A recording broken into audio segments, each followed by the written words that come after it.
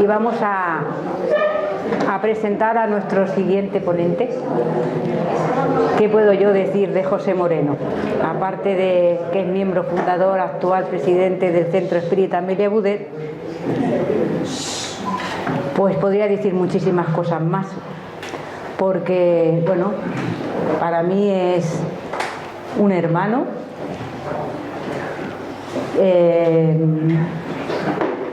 no tengo palabras para explicar, ¿no?, el cariño que todos tenemos a José, pero bueno, yo le tengo muchísimo cariño, tanto a él como a Paqui, son como hermanos para mí.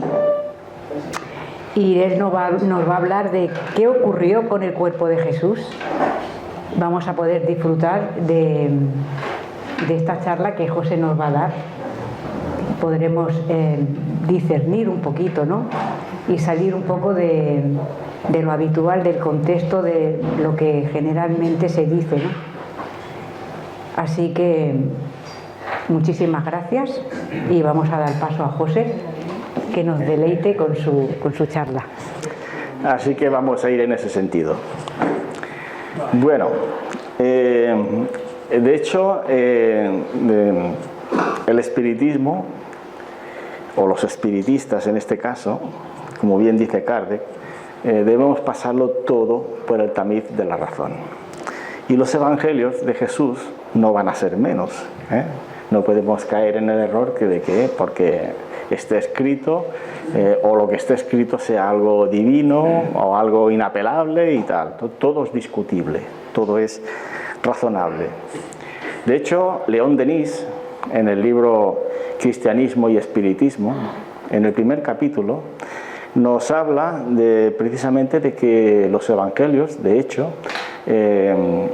los más antiguos que hayan podido llegar hasta nosotros, podrían datar posiblemente a partir del siglo II después de Cristo. Si nos situamos en aquella época, vemos que los primeros evangelios se escribieron apenas unos 30 años después de la muerte de Jesús. Por lo tanto, el recuerdo de aquello que sucedió, de aquello que se habló, si nosotros ahora mismo tuviéramos que explicar con detalle algo que hicimos hace 30 años atrás, y lo vivimos diferentes personas, muy posiblemente, aunque sea el mismo fondo, en la forma, seguramente habrán variaciones. Y el problema añadido es que en aquella época se hicieron muchas copias, ¿verdad? De un evangelio primitivo se hicieron muchas copias. Y en cada uno de ellos alguien pues iría poniendo de su parte, iría añadiendo cosas, quitando otras y tal. Ahí añadimos las traducciones y un montón de cosas, ¿no? De hecho, también Allan Kardec, en el capítulo 15, especialmente a partir del ítem 34, él hace un análisis de una serie de evangelios, no de todos, pero una serie de evangelios.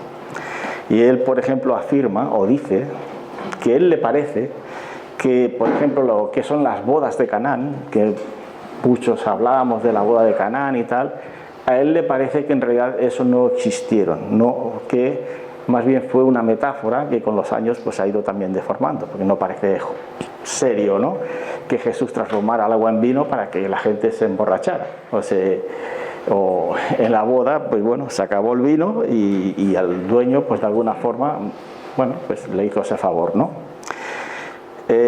Dice, por ejemplo, que, por ejemplo, los panes y los peces, a él le parece que fue más bien una fábula, porque no parece normal que 5.000 personas que fueran a escuchar a Jesús fueran todos muertos de hambre, digámoslo así, o sea, con ganas sino que a él le parece que la comida a la que se refería Jesús era precisamente la comida espiritual, y que invitaba a sus apóstoles a que de esa misma comida repartiera entre aquellas 5.000 personas que los escuchaban. Habla también, por ejemplo, del obsesado de Gadara.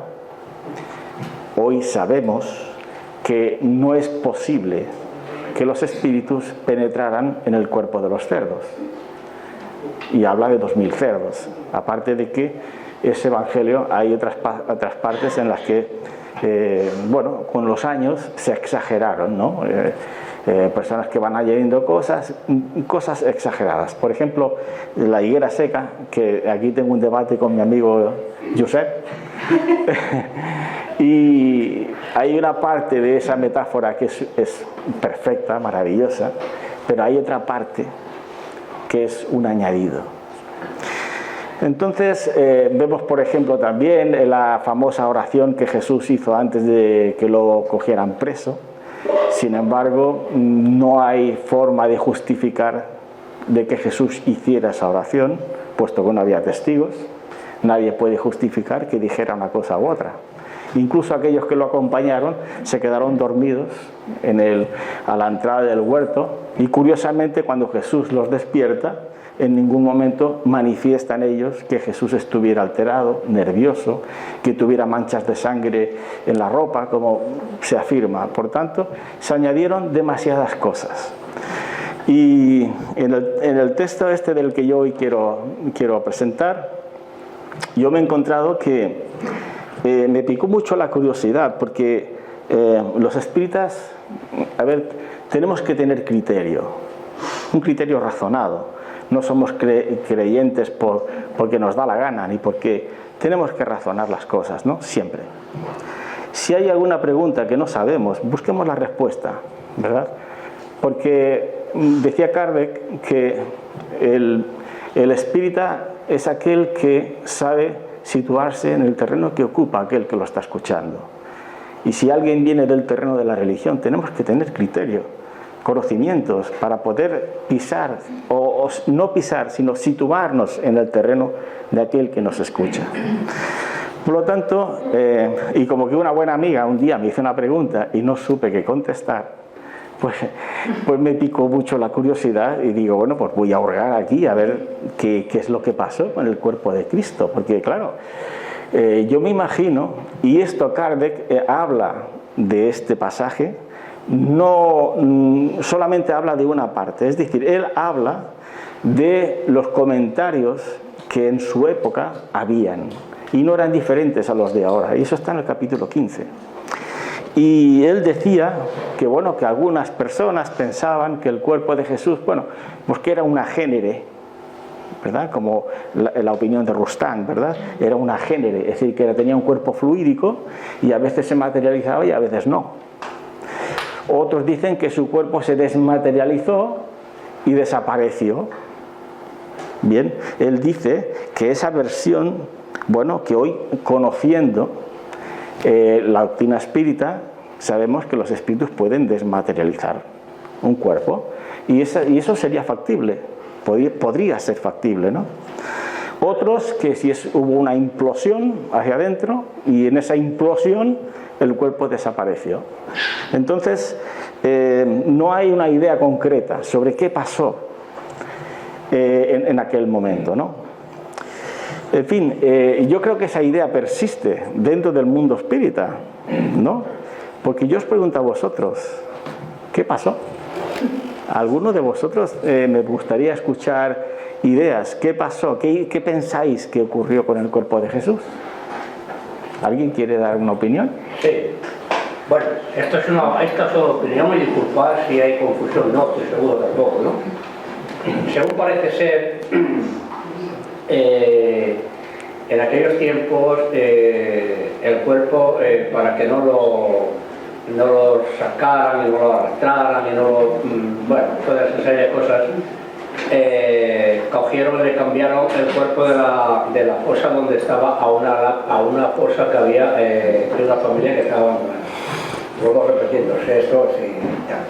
Entonces, con la prisa, bueno, en otro lenguaje como explican, la tapa la dejaron medio abierta, ¿no? Y claro, al día siguiente cuando fueron, cuando dicen que el cuerpo ha resucitado, que el cuerpo desapareció. Bueno, eso es una anécdota, bueno, con todo respeto, ¿eh? Muy bien, es una opinión, tenemos una opinión.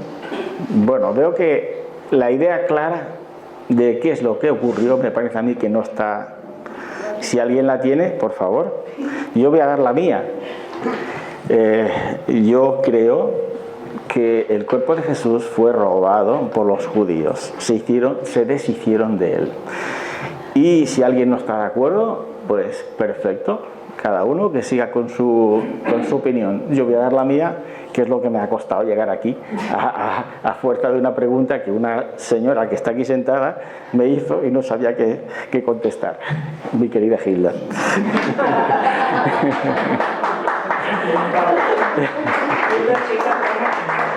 Bueno, entonces, yo me he basado en los 4 evangelios canónicos, ¿no? Y hay una cosa que coinciden los 4, que eso para mí es un detalle muy importante. Los 4 coinciden en que la puerta estaba abierta, una piedra muy pesada. La puerta estaba abierta. Eso ya nos elimina algunos detalles. Nos elimina la posibilidad de desmaterialización, porque si la puerta está abierta es porque algo entró y salió. Evidentemente, si el espíritu se desmaterializa, si el cuerpo se desmaterializa, no hay necesidad de que la puerta se hubiera abierto o cerrado, ¿no? Este es un detalle que los 4 evangelistas, los 4 coinciden. Así que vamos a ver, por ejemplo, qué nos dice Marcos. Marcos es el que menos detalles da. De hecho, de los 4 evangelistas, solo 2 conocieron a Jesús, ¿verdad? Ni Marcos ni Lucas lo conocieron. Entonces Marcos, él dice que, bueno, cuando pasó el día de reposo, María Magdalena, María la madre de Jacobo, Salomé, depende de los evangelistas, hay variaciones. A lo largo de los años esto ha sido un caos, pero vamos los personajes, parece que María Magdalena coinciden todos, en el resto unos dicen unos y otros dicen otros, pero bueno, eso importa poco. Compraron especias aromáticas, la idea era ir a perfumar el cuerpo de Jesús después de 3 días, y dice, compraron especias aromáticas para ir a ungirle, y muy de mañana, el primer día de la semana, vinieron al sepulcro, y ya ha salido el sol. Unos dicen, ya ha salido el sol, otros dicen que aún no había salido, importa poco eso. Pero decían entre sí, ¿quién nos moverá la piedra de la entrada del sepulcro? Pero cuando miraron, vieron removida la piedra, que era muy grande. La piedra, alguien había removido la piedra. La primera pregunta es, ¿qué objetivo había para que esa piedra se hubiera abierto, ¿no? Y cuando entraron al sepulcro, vieron a un joven sentado al lado derecho, cubierto de una larga ropa blanca, y se espantaron. Habían visto un espíritu. El espíritu les dice que Jesús resucitó. No le da más detalles. Bueno, resucitó. Los espiritistas sabemos lo que es resucitar, es decir, volver al mundo espiritual. No se entiende resucitar, no es... Bueno, algunos habrán pensado que es que él se levanta con su cuerpo, abre la piedra y se larga, ¿no? No es así, lo sabemos que no es así, ¿no? Pero id y decid a Pedro que él va delante de vosotros. Bueno, esto fue ya después cuando él se manifiesta a otras personas, ¿no? Esto es lo que nos dice Marcos, en Marcos 16. El detalle de que él dice de que la piedra estaba desplazada, que era una piedra muy pesada, ya estamos viendo que hay una intención, algo ocurrió ahí, ¿no? Después vemos Lucas da alguna explicación más. Y él nos dice, el primer día de la semana, muy de mañana, vinieron al sepulcro, trayendo las especias aromáticas, veis que ahí coinciden. Hallaron removida la piedra del sepulcro, y entrando no hallaron el cuerpo de Jesús. Aconteció que estando ellas perplejas por esto, he aquí se pararon junto a ellas 2 varones. Con vestidos, veis aquí ya están hablando de que aquí son 2 espíritus los que se manifiestan y no uno. Y como tuvieron temor y bajaron el rostro a tierra, les dijeron, ¿por qué buscáis entre los muertos al que vive? No está aquí, sino que ha resucitado. Acordaos de lo que os habló. Es necesario que el Hijo del Hombre sea entregado en manos de hombres pecadores y que sea crucificado, etc. Bueno, esto luego dice, cuando María Magdalena va a informar al resto de los apóstoles, dice que Pedro se levantó primero, corrió al sepulcro y cuando miró dentro vio los lienzos solos. Hay otra versión que dice que los lienzos estaban tirados en el suelo. Entonces, eso ya descarta la posibilidad de desmaterialización, porque si se desmaterializan los lienzos queden en su sitio, no tirados en el suelo, ¿verdad? Eso ya indica que hay una intención. Ya tenemos dos cuestiones, una que los lienzos no están en su sitio y la puerta que está abierta.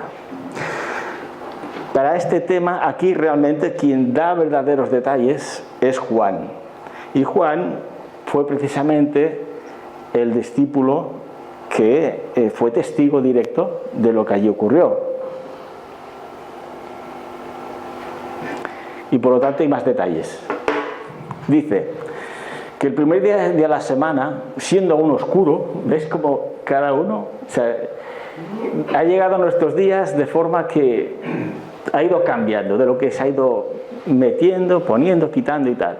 Dice, aún el sepulcro vio quitada la piedra. ¿Ves? Esa conciencia que Dios tiene. Entonces corrió y fue a Simón Pedro y al otro discípulo, aquel al que amaba Jesús, que se refería a Juan. Y les dijo, se han llevado del sepulcro al Señor. Se han llevado al sepulcro. Ese es el detalle de María Magdalena. Ella, constantemente, la idea de ella ya está expresando que alguien se llevó el cuerpo de Jesús. Se han llevado y salieron Pedro y bajándose a mirar vio y salieron Pedro y el otro discípulo y fueron al sepulcro. Corrían los dos juntos, pero el otro discípulo corrió más a prisa que Pedro porque era joven. Juan era joven y Pedro era más mayor. Y llegó primero al sepulcro y bajándose a mirar vio los lienzos allí, pero no entró. Eso fue Juan. Se quedó en la puerta. Él mira, se quedó en la puerta, mira y ve que están allí los lienzos, pero el cuerpo no lo ve. Y luego llegó Pedro tras él. Pedro, lógicamente, era un hombre adulto, tenía como una personalidad diferente. Y entró al sepulcro y vio los lienzos puestos allí. En otros pasajes también dice que los lienzos puestos allí estaban como fuera de donde el cuerpo de Jesús estaba. Y entró en el sepulcro y vio los lienzos puestos y el sudario que había estado sobre la cabeza de Jesús, no puesto con los lienzos, sino enrollado en un lugar aparte. Esto dice muchas cosas. Fijaos bien, habla de dos partes. Uno, el lienzo, que es el que cubre el cuerpo, y el sudario que le cubre la cabeza. Esto indica que entraron como mínimo dos personas con caracteres diferentes, porque uno coge el lienzo, lo quita y lo tira, mientras que el otro se molesta en enrollarlo y ponerlo aparte. Esto es un detalle que no puede pasar por alto, porque vemos que uno se molesta en doblar la ropita y la deja aparte. Si el cuerpo se hubiera desmaterializado, si hubiera habido una implosión, todo eso, es decir, los lienzos quedan en su lugar, no se enrollan y quedan aparte. Estamos claramente indicando que entraron personas, como mínimo dos, con caracteres diferentes y que se llevaron el cuerpo de Jesús. Porque la idea de María Magdalena es constante. Se han llevado el cuerpo de Jesús. Entonces entró también el otro discípulo que había venido primero al sepulcro y vio y creyó, porque aún no habían entendido la escritura. Bueno, y le dijeron, mujer, ¿por qué lloras? Eso fue cuando Jesús habla a María Magdalena. Ella no entiende, no sabe en aquel momento que quien le habla es Jesús. Y dice, ¿por qué lloras? Y les dijo, porque se han llevado a mi Señor. Y no sé dónde lo han puesto. La idea de María Magdalena era muy clara. No ofrece ninguna duda. Cuando había dicho esto, se volvió y dijo a Jesús que estaba allí, mas no sabía que era Jesús. Jesús le dijo: mujer, ¿por qué lloras? ¿A quién buscas? Ella, pensando que era el hortelano, no había conocido a Jesús, pensaba que era el hortelano de ahí al lado. Le dice: si tú lo has llevado, dime dónde lo has puesto y yo lo llevaré. Hasta aquí la idea está, desde mi punto de vista, muy clara. Mateo, que fue otro de los apóstoles que estuvo con Jesús, en lo que está escrito dice así lo siguiente: pasado el día de reposo, al amanecer del día de la semana, del primer día de la semana, vinieron María Magdalena y la otra María. ¿Ves? Ahora cambian los personajes. María Magdalena siempre está, pero los otros personajes cambian. Es el único que dice que hubo un gran terremoto. Es el único. Pero esto es muy curioso. Esto es lo que aquí estamos hablando, de que cómo, pasado el tiempo, exageraron las cosas. El misticismo de aquella época, bueno, pues le dieron un poco más de fuerza, ¿no?, al relato, ¿no? Y porque es curioso que parece ser que hubo un terremoto cuando lo crucificaron y otro terremoto cuando se fue del sepulcro. En 3 días, 2 terremotos. Y él dice que el terremoto fue brutal, o sea, que las cortinas del templo se rajaron de arriba abajo, las piedras se partieron por la mitad y todo esto, ¿no? Y parece ser que el terremoto es producido por un ángel que baja para abrir la puerta. Pues bueno, ¿qué sentido tiene esto, no? Uno piensa, a ver, un espíritu viene para abrir la puerta para que Jesús saliera andando, porque claro, si Jesús resucita y sale en espíritu, ¿qué necesidad tenía de que le abrieran la puerta?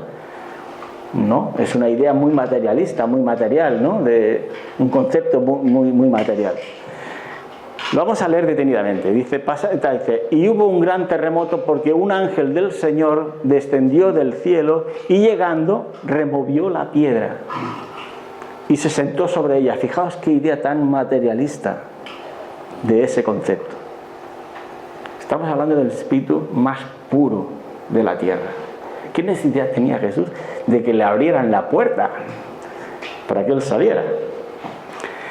Su aspecto era como un relámpago y su vestido... otra cosa que ya es el tema de los terremotos. Veréis que en los siguientes, o sea, en todos los comentarios, toda la historia que transcurre en ese momento, el tema del terremoto no surge en ningún momento más, solamente en la versión que dicen que Marco, o sea, que Mateo escribió.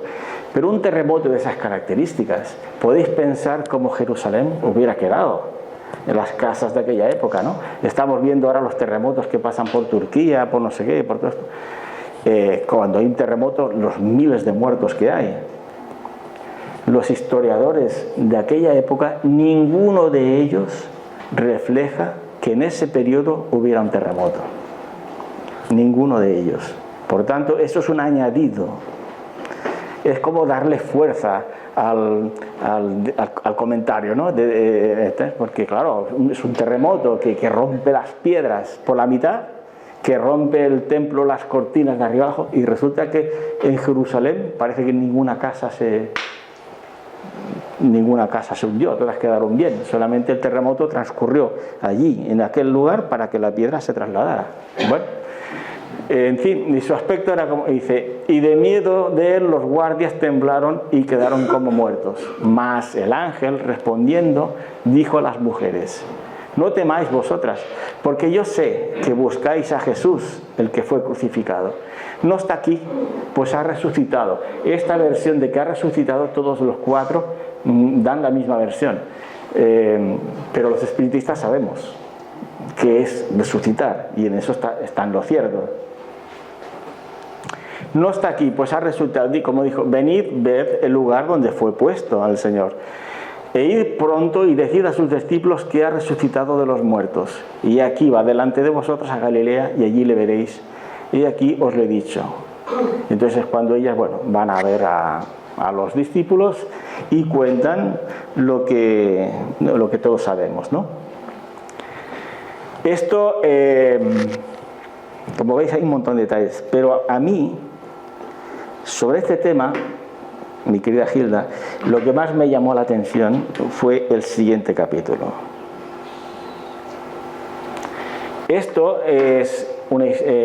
versión es de Mateo, en el capítulo 28, que resulta que viene a decir que la guardia, no olvidemos que fueron los judíos quienes pidieron a Pilatos una guardia en el sepulcro, que era de José de Arimatea. Él pidió que lo enterraran allí y los judíos pidieron a Pilatos que pusieran una guardia para que los cristianos no robaran su cuerpo.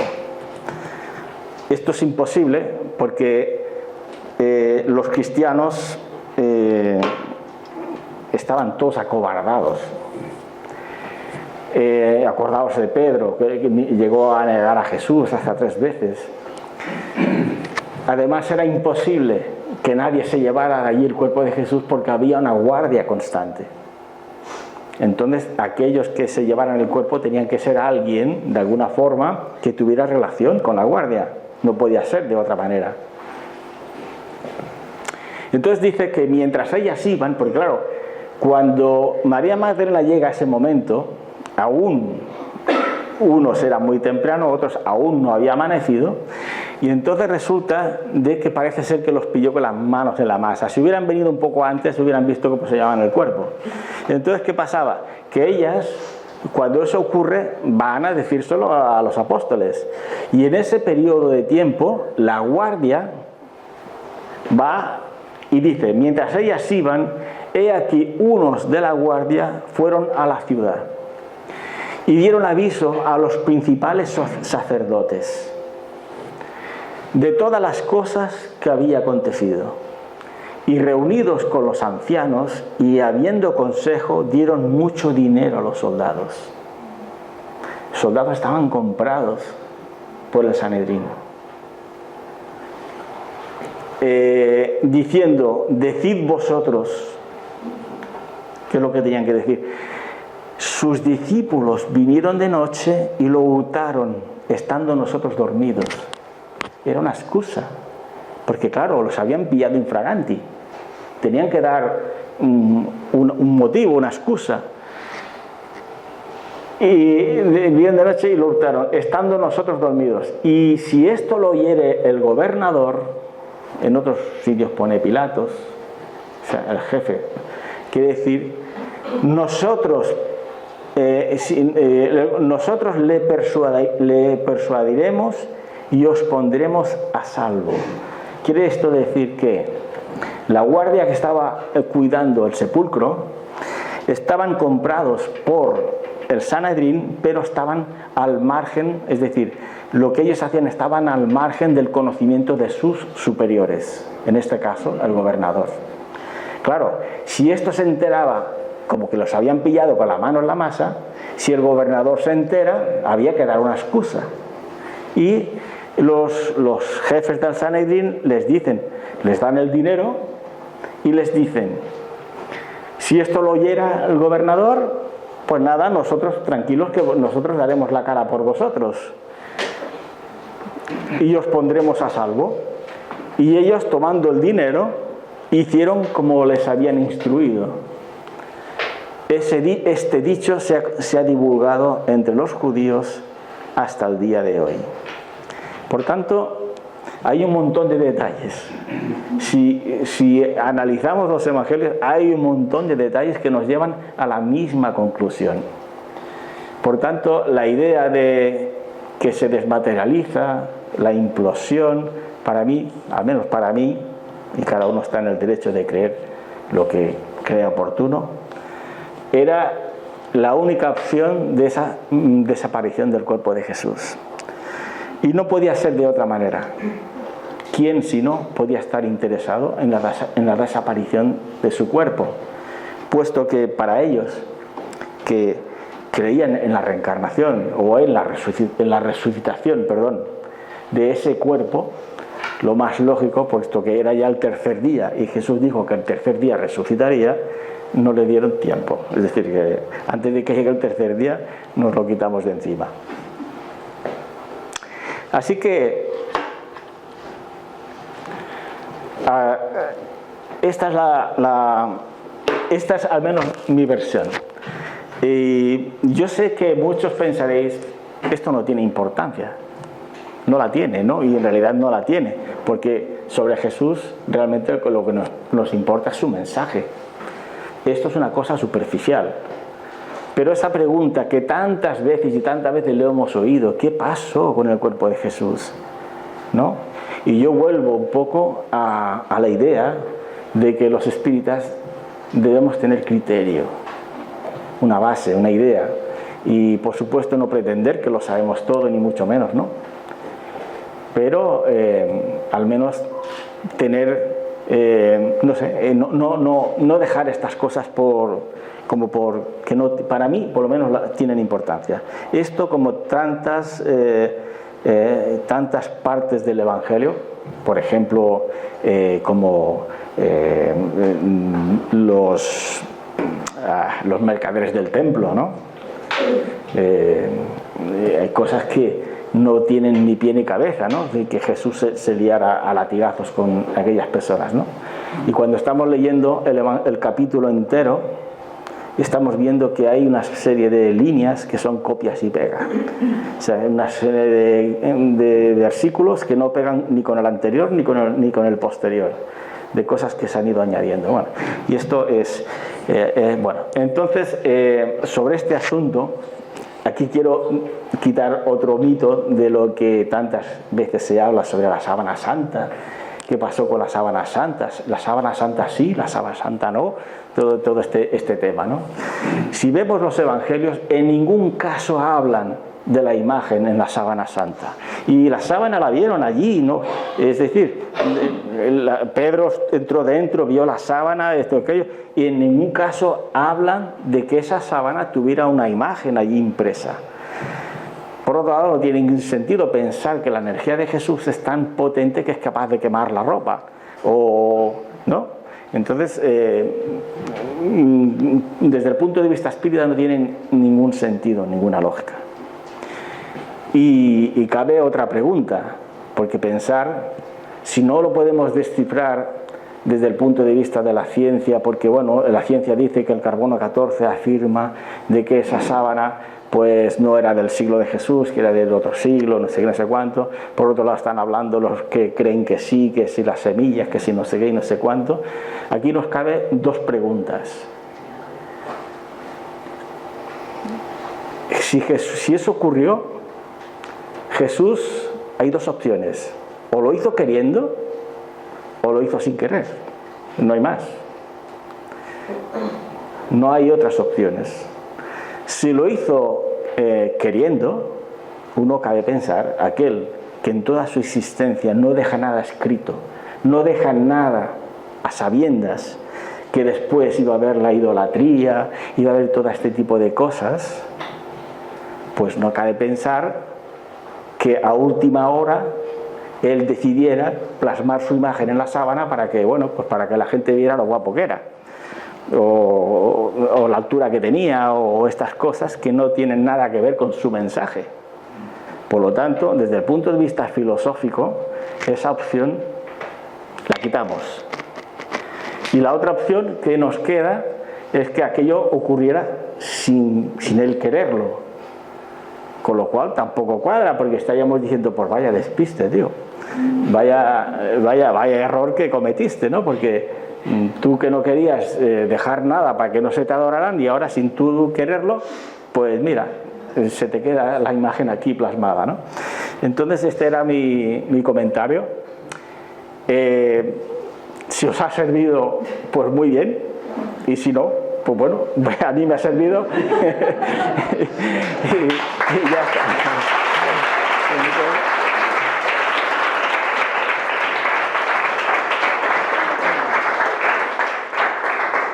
José, hay preguntas. Hay una pregunta, sí. Bueno. A ver. a ver cómo me explico o cómo pregunto, con un poco de ironía. Si los cristianos escribieron la Biblia y toda la religión cristiana a raíz de esto, que seguramente, bueno, que supongo que lo escribirían los cristianos de la Biblia, los sacerdotes, los antiguos cristianos, ¿no? Y a partir de ahí se ha hecho la religión cristiana. De los musulmanes, ellos para su ídolo es Mahoma, ¿no? ¿Es Mahoma? Sí, sí, sí. Mahoma, ¿de dónde sale? Es su Dios, es su Cristo. ¿Alguien tiene idea de qué pasó con el cuerpo de Mahoma? Yo no. Yo no. Yo he seguido muy atento porque como que vengo a misa y hasta 3 veces al mismo domingo, una vez que hacía con aquello, otro porque acompaña a mi abuela y otra porque iba a esperar a mis padres cuando salía del cine, pues tengo los evangelios, pues las mismas lecturas, los sermones, ni me acuerdo de todo lo que iba vestido el cura, pero te imaginas, en esta historia, pues igual que todos, la sabemos, ¿no? Bueno, yo me pregunto, a ver, ¿qué hay de cierto en todo esto? Bueno, yo la historia de Mahoma la conozco superficialmente, lo que pasó con la muerte de Mahoma, yo no lo sé. Sí te puedo decir que... No, sí, no es lo que a mí no me intriga, Ya. ni nada, porque, a ver, todas las religiones pues tienen su finalidad, y yo tengo compañeros de las religiones son lo que del pueblo, sí, el fútbol, el baloncesto, la Fórmula 1, y todo pues para tener como algo más que un entretenimiento, ¿no? Algo más como para que pensar, pues por eso estamos aquí, ¿no? Para pensar y desarrollar y escuchar cosas que dices, pues mira, pues aquello lo que he explicado antes, etcétera, ¿no? Pero ahora decías esto y yo pensaba, joder, los musulmanes, ¿qué? Pues también tendrán lo que debe decir el Corán, que no tengo ni idea. Bueno. Pero que debe ser una historia paralela, ¿no? Bueno, en realidad, a ver, las religiones son hechas por los hombres. Entonces, la esencia es la misma. De hecho, Mahoma, él basa el Islam en una traducción de la propia Biblia que él conoce a través de los judíos que estaban allí en la Medina, en la ciudad de Medina. Y entonces él hace una traducción de la Biblia, porque los profetas judíos del Islam, judíos, y de la Biblia son los mismos. Entonces él hace una traducción de la Biblia. Mahoma, yo no puedo decir que era un espíritu superior, sí. Del tamaño de Jesús, no. ¿Por qué? Porque Mahoma, cuando él se marcha hacia Medina, cuando él vuelve, conquista la Meca por las armas. Y Jesús decía que conquistar a tu enemigo no te hacía diferente de él. Entonces vemos que la diferencia es abismal. Y aquí tenemos que hacer una diferencia. Yo lo he comentado muchas veces, que hay una gran diferencia entre lo que es la religión vertical y lo que son las religiones horizontales. Las religiones horizontales son las que hacen los hombres. Nos diferencia unas de otras la forma de creer, la forma de vestir, la forma de rezar y entre ellas durante muchos siglos incluso se han creado las guerras más sangrientas. La religión vertical es aquella que nos invita a Jesús, es la que no tiene forma ni color, que es intransferible, personal. Es la relación directa del ser individual con Dios. Y esto es personal. Y el espiritismo nos invita a este tipo de religión. Aquí tenemos que tener cuidado porque la palabra religión es ambigua y puede tener distintos significados. Por lo tanto, muchas veces la religión mata a la religión. Entonces, cuando hablamos de las religiones horizontales, hay una diferencia enorme de unas a otras. Cuando hablamos de la religión vertical, es la que Jesús nos enseñó y es la que el espiritismo nos enseña también. Entonces, claro, la Biblia es la historia del pueblo hebreo, un libro mediúmico, de primera página a la última. Todos son comunicaciones mediúmicas, profecías. Entonces es la historia del pueblo hebreo. Los budistas pues tienen su Bhagavad Gita o su y en fin.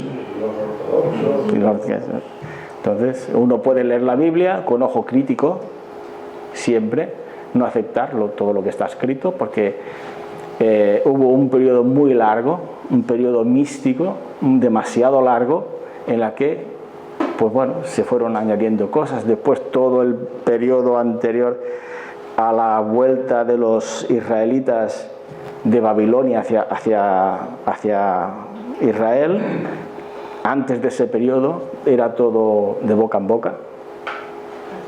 Por lo tanto, tenían que haber muchos errores y muchas cosas que, bueno, nosotros estamos obligados a leer con criterio. Y como decía Kardec, el espiritista, el que busca la verdad, debe alimentarse de todas las fuentes posibles que estén a su alcance, todas ellas, con un solo objetivo, que tenga la condición de separar la paja del grano. Entonces, buscar siempre la verdad, esté donde esté. Otra pregunta. Otra conferencia. ¿Qué interés había detrás para separar, o sea, para sacarlo del sepulcro? Yo, analizando, puede ser que lo quitaran de allá para que la gente no fueran allí a orar o a adorar. ¿Puede ser eso? Bueno, mira, opciones pueden haber muchas.